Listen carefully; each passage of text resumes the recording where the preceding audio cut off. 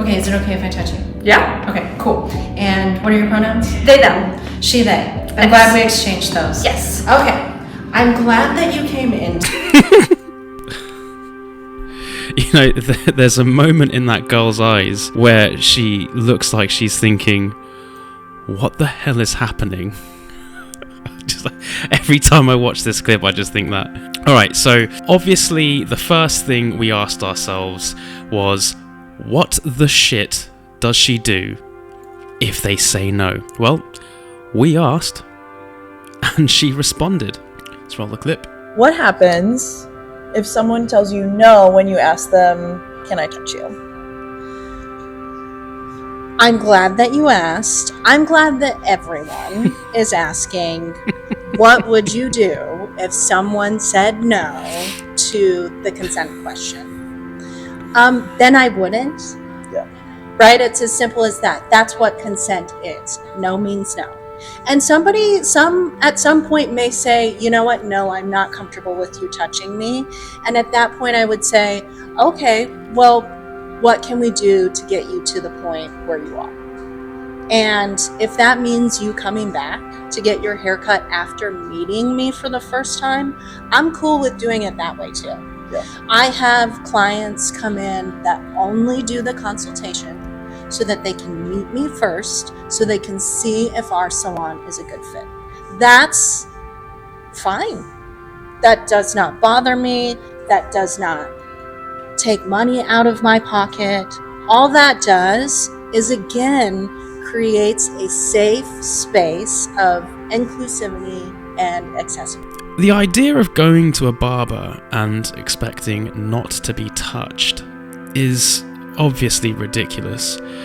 But I think it's easy to forget that providing services for people with special needs is ultimately a good thing.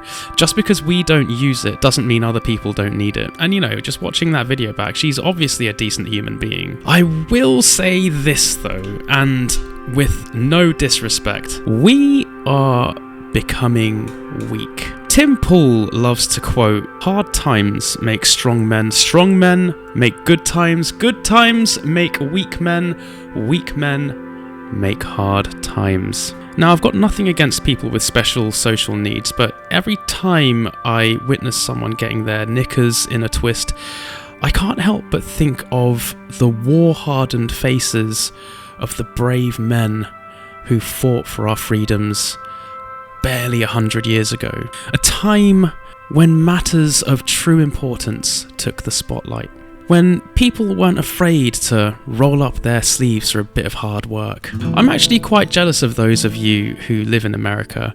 I once knew a guy who lived in the arse end of nowhere, somewhere in Texas, and he had the most endearing attitude towards everyone around him. He always put his friends and family first. He worked on one of my projects at work, and he literally treated it like it was some kind of mission that he had to accomplish. And he loved his country. Oh my god, man, like, I really miss his energy. I'm sure a lot of you Americans watching this know exactly the kind of guy I'm talking about, and I know he's not uniquely American, but there's a certain kind of warmth that comes with an American accent, don't you think? Anyway, I'm going to leave this here. I know it's a short one today, but again, oh my god, thank you so much to everyone who's recently subscribed.